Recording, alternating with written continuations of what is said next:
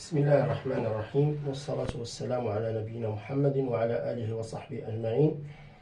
إخوتي أخواتي المسلمين، اليوم نتعلم إن شاء الله تعالى صفة وضوء النبي صلى الله عليه وسلم.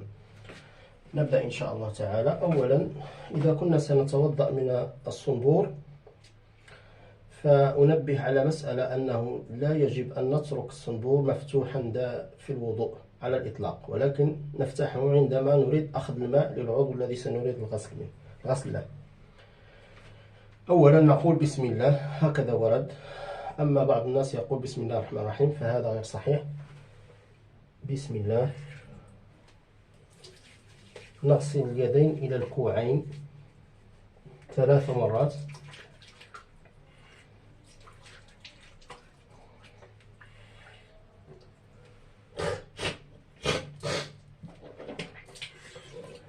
المضمضة والاستنثار تكون بغرفة واحدة، هكذا ورد في السنة النبوية.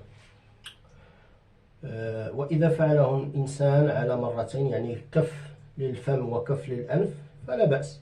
ولكن ما ورد في السنة أن النبي صلى الله عليه وسلم كان يأخذ للمضمضة والاستنثار كفا واحدا.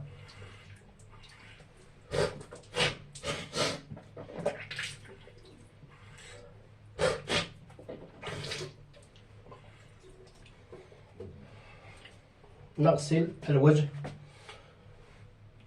والوجه حدوده من منابت الشعر إلى الشحمتي الأذنين إلى الذقن إذا كنت بلحية، وإن كنت بغير لحية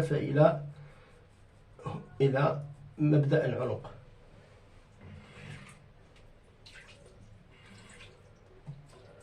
والواجب إعفاء اللحية، فهي سنة، فهي واجبة على المسلمين.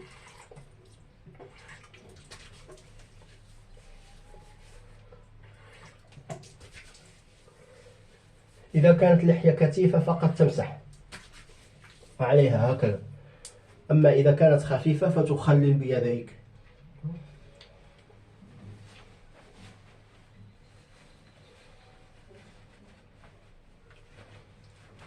والآن سنغسل اليدين إلى المرفقين، وهي فرض كغسل الوجه،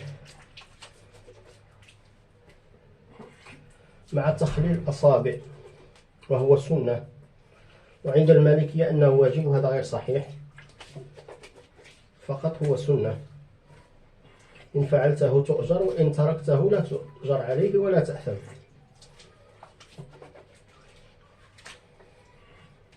وننتبه إلى المرفق، أن المرفق لابد أن تدخله في غسل اليد إلى المرفق. بعض الناس يغسل إلى هذا الجزء ولا يغسل مرفقه، بل كان النبي صلى الله عليه وسلم يدير هكذا على مرفقه. ثم مسح الرأس، نأخذ الماء هكذا ونمسح من مقدمة الرأس، ثم نرجع ونمسح أذنينا بنفس الماء الذي أخذناه لمسح الرأس.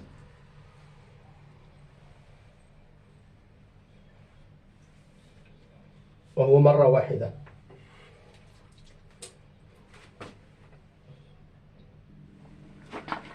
ثم نغسل الرجلين إلى الكعبين مع تخليل الأصابع، وهو من السنة. ولا ننسى نعقب، فقال النبي صلى الله عليه وسلم: ويل للأعقاب من النار. هذا المكان قد لا يلحظه الإنسان فيتركه بدون غسل. ثم اليسرى،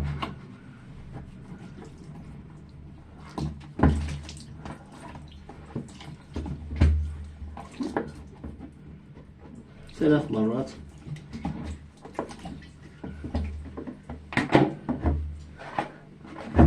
ورد عن النبي صلى الله عليه وسلم دعاء في نهاية الوضوء. كان صلى الله عليه وسلم يقول: أشهد أن لا إله إلا الله وحده لا شريك له، وأشهد أن محمدا عبده ورسوله، اللهم اجعلني من التوابين واجعلني من المتطهرين. وورد حديث آخر في دعاء آخر أنه قال صلى الله عليه وسلم: سبحانك اللهم وبحمدك أشهد أن لا إله إلا أنت أستغفرك وأتوب إليك. والسنة أن يناوب الإنسان بين هذا وهذا، فيأتي بمرة بهذا ومرة أخرى بهذا. والسلام عليكم ورحمة الله.